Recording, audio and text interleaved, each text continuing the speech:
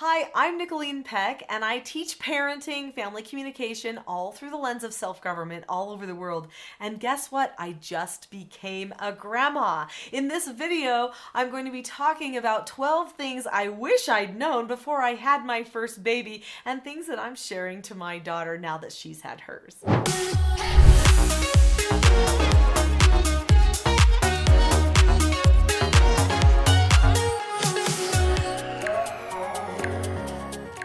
In this video, I'm going to talk a little bit about my daughter and what she is experiencing as a new mother, and then we're going to list these 12 things so that you are not caught unprepared. So I have 4 children of my own. I also did treatment foster care for a lot of years, and that's actually what led to all of the parenting stuff that I teach now. But my daughter, who is my second child, she just had my first grandbaby. So I'm so excited because I'm a grandmother, and this is something I've always looked forward to. And as I'm looking at my daughter and my son-in-law and they're taking care of this new little baby, it's just so exciting for me to see all of the first things that they're going through. So my daughter and I have a really great bond. In fact, we do lots of teaching together. She's been teaching parenting for years actually, even though she isn't a parent, and that's because of just all of the background that she's had with all the parenting teaching and stuff that I've done around the world for so many years. So you would think that she knows a lot of stuff, but you know, when it comes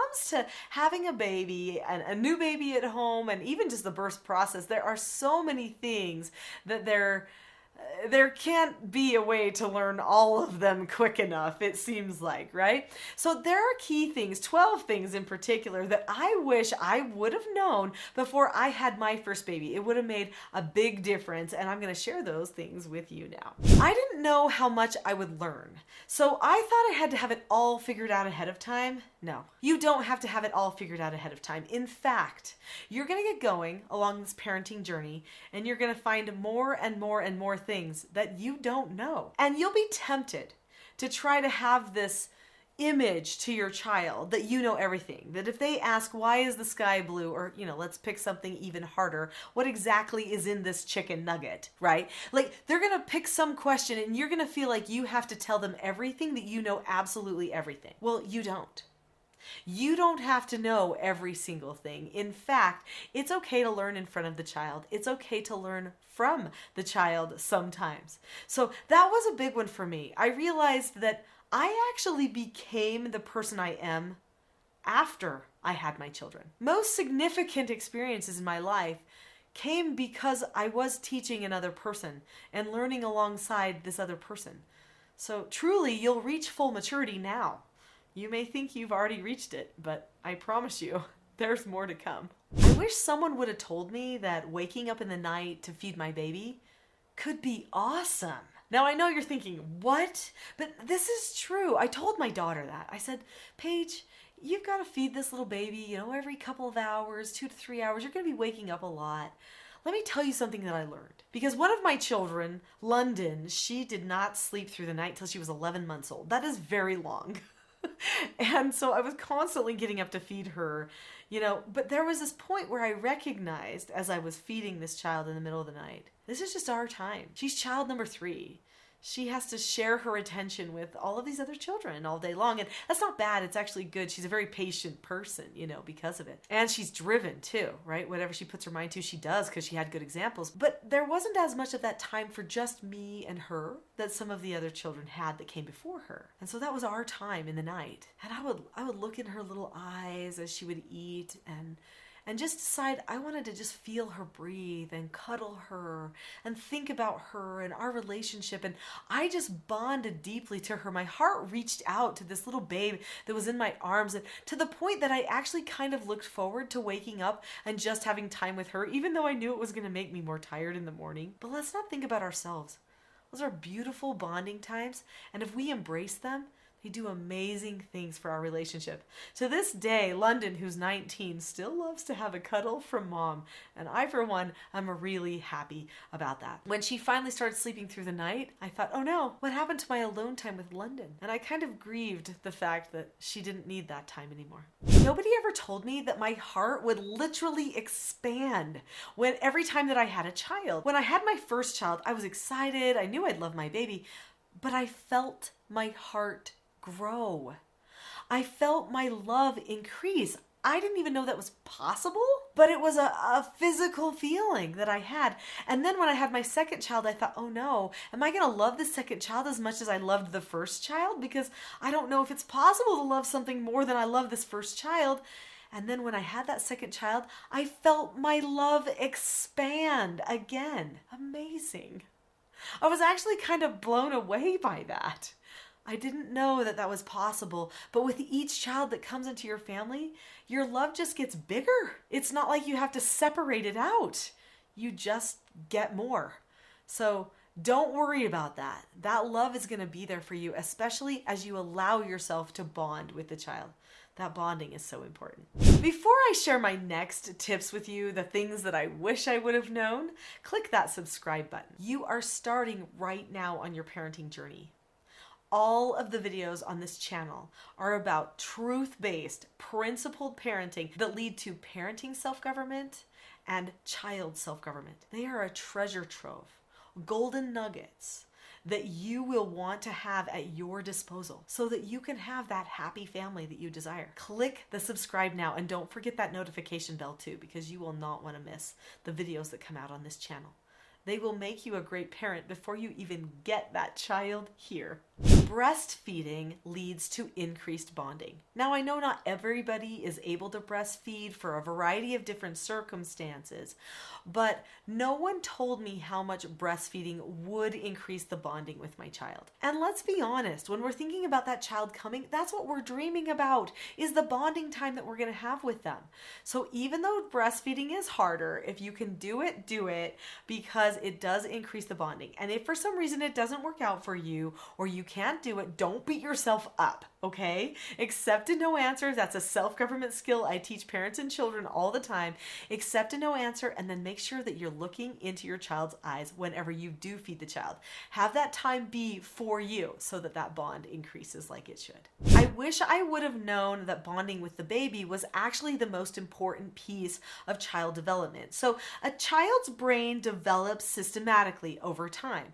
And the first need that a child has is bonding. In fact, that bonding leads to more adventurous actions. If the child feels safe because they're bonded to their parent, then the child will start to do more things in the future. In fact, they will feel more comfortable with other adults and people around. They'll usually become more verbal because they'll start taking more cues from the parent. So that bonding that you have is huge in the development of the child. Talk to your child, bond to the child more and more, and you really will increase the development of the child exponentially. I had no idea. I wish someone would have told me that breast milk takes a little bit to come in, and in the meantime, before it does come in, for a lot of people, it's very frustrating. Frustrating for baby and frustrating for mommy. I needed some help with calmness. I was worried, and when you worry and you stress, that actually affects your ability to nurse the baby. So I wish someone would have told me that. I told my daughter that. I said, you know what? You need to make sure that you just relax. Just have faith. Just trust that it's going to come in. Because pretty much all ladies are created the same when it comes to that. And somehow God's got it all figured out that we're going to have just what the baby needs at just the right time. If you have to supplement a little, fine. But just trust it's going to get there. And don't stress over it. Be happy. Be calm. It's better for you and your baby. Sometimes breastfeeding at first is like a two-person job. This is important. So as soon as Paige has this little baby and she's like, okay, I know I need to try to get the baby to latch and come to the breast. And it's like, oh, how do I really get this happening, right? So sometimes it's a two-person job. It's like, here's the husband helping get the baby positioned, right? Or somebody else, this is where you have your lactation specialists to come in. These are really helpful people at first. I mean, there's a lot of people that they try to feed the baby very discreetly, and quite frankly, just to get it all happening at first, it might not be that discreet. You might be like, everybody out, me and so are going to feed the baby because we got to get this figured out. And that's okay too. Honestly, use your partner, have them help you so that you can make sure that that baby just gets what it needs so that you can have the peace of mind that comes with that. Baby actually sleeps best when they can feel the warmth of a body and the heartbeat of somebody, because think, they've been in the womb for all this time. So oftentimes we wonder, how come our baby's not sleeping good? We put them in their little bassinet and they just keep waking up. Well, there is a reason that oftentimes the nurses at the hospital will swaddle the baby. This is to get them warmer, but to also simulate that womb experience. But then if they're by something that's kind of warm, maybe a stuffed animal that you can warm up, or maybe even they're just laying right on your chest, this is going to help them. In fact, what I've noticed is some of the best sleep I get after I have a baby is laying baby on their belly, on my chest, where they can feel my heart, hear my breathing, hear my heart, and that warmth. And then it's like a comfortable place for them. You know, sometimes you're going to get sleep in ways you might not have anticipated, because the baby is most comfortable when they can be close to your heart. Now, obviously, keep them safe, right? We don't want to smother baby or anything like that. Sometimes sleeping sitting up has its perks for you and baby. You might get a longer stretch. I wish somebody would have told me my life will never be the same. Actually, in a good way. Now, it is true that I'm probably not going to feel like myself for like 5 or 6 months, okay? So you're not going to feel like I'm my old regular self again until that baby is pretty much sitting up and can kind of entertain themselves for a little bit, and they're eating like every 6 hours, okay? That's going to be when you feel like life is normal again. So don't expect life to go immediately back to normal. Just embrace it. Just love it, right? Make sure that you decide this is all good. This is how it should be. But also, my life is never the same in such a good way. It's so much more rich now that there's this other person in my life. And even though they take my time, I wouldn't trade it for anything. Now, this is partially mindset.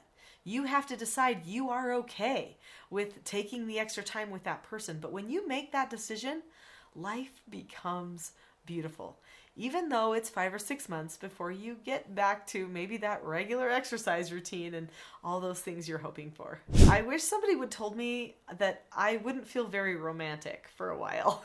So I love my husband dearly, but there is just something that happens with the chemicals in a woman's body as part of that birth process and that nursing process and taking care of the baby that really makes it so you don't feel as romantic. That can be hard for husband and wife, but it really is like the husband's like, well, honey, and he's doting on you and he's really caring, but you actually don't feel that romantic. And it's a weird thing because you always used to feel romantic, but now you don't. But it's just because what's happening with your body chemicals at the time. And so you just need to say that's how it is and let your husband know, or your partner, you know, I don't feel super romantic. That doesn't mean I can't be romantic with you. I just don't really feel it.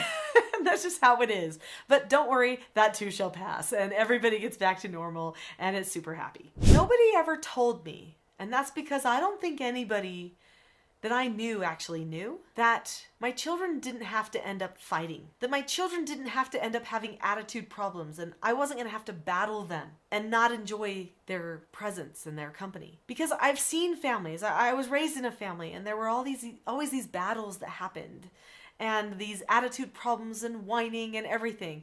And you see that with other people around. Nobody told me that didn't have to be the normal. I thought it was the normal, and guess what? I have a totally different normal. And that's because I taught my children self-government. And I taught myself self-government too. I had no idea that doing treatment foster care for troubled teens would change the way I parent my children as babies.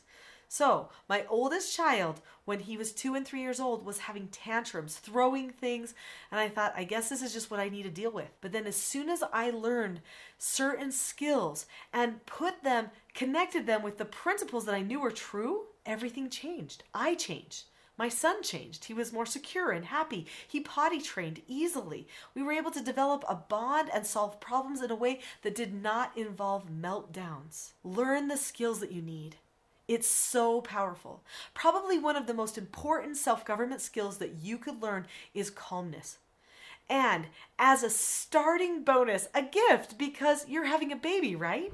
As a bonus for that baby that's coming into your life, or the life of the loved one that you're looking at this video for, I want to give you a gift. It is free access to my Calm Parenting Toolkit. So on my website, I have a Calm Parenting Toolkit. And if you click the link that is below this video, that is to teachselfgov.com/toolkit, then you will get access to that Calm Parenting Toolkit for free. It's 10 lessons that will help you prepare by learning how to improve your calmness before this baby even comes. And I gotta tell you something. After having just watched my daughter go through the whole birthing experience and being there for the most beautiful moment that I could ever imagine being there for, the birth of my grandchild, the fact that she understood calmness, that it was in her core from the time she was a child even, made a huge difference on how she did in that birth experience. There were changes that occurred, things that were unplanned, but in the end she was calm. And she went through that whole thing like a champ. She focused, she was there, and it was beautiful for her and for everybody else. Calmness. Click on that link to the Calm Parenting Toolkit below, and I'll see you there.